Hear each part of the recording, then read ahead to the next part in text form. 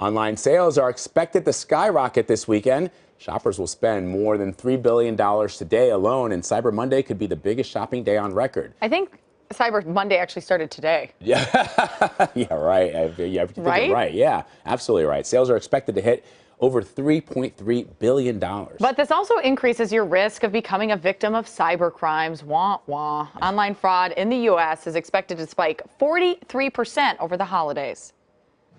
Nick Thompson is a CBS News contributor and editor of TheNewYorker.com. He's following the latest from Washington now. And Nick, thanks for joining us. But, you know, online shopping has really transformed how we shop, especially over the holidays. What do people need to be on the lookout for? I know I was already shopping yesterday during Thanksgiving dinner when I didn't want to be involved in some of the conversations. All right, so online shopping is great. Online shopping is picking up. There are lots of deals in online shopping. It's a wonderful thing to do if you're looking for cheap products. On the other hand, yes, there has been an increase in scamming. There have been an increase in people trying to get your credit card information.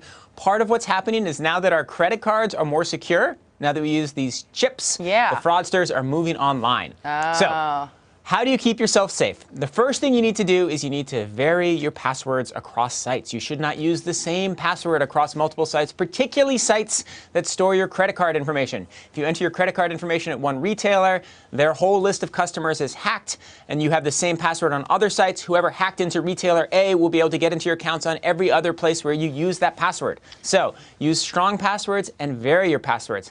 Secondly, you kind of have to be on the lookout for stuff that seems a little bit off. If you're on a site and there's some language that maybe wasn't written by somebody who uses English as a first language, or if there's a pop-up or something feels strange, if that happens, just change sites. Turn on your browser, get out of there. If it seems too good to be true, sometimes it is too. Yeah, definitely. If it seems too good to be true or a little too weird, or if you're getting a request that seems a little awkward, if somebody sent you a holiday greeting card, but it's a little generic and they don't actually use your first name, don't click on the link. So you just have to have your antenna up a little bit. Another thing we're seeing, which is kind of new, or two things we're seeing which are kind of new, are one, people hacking into public Wi-Fi. So you go into a mall and there's an open Wi-Fi connection that looks great.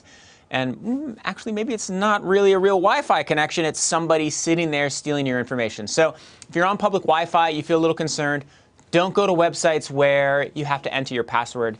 Don't go to your bank. Just sort of browse and do things that are safe. The second thing we're seeing this year that's a little fishy and surprising are fake apps. So that's where you go into the App Store and you're like, oh, you know, I'm going to shop at Foot Locker. Let's see. Let's get the Foot Locker app.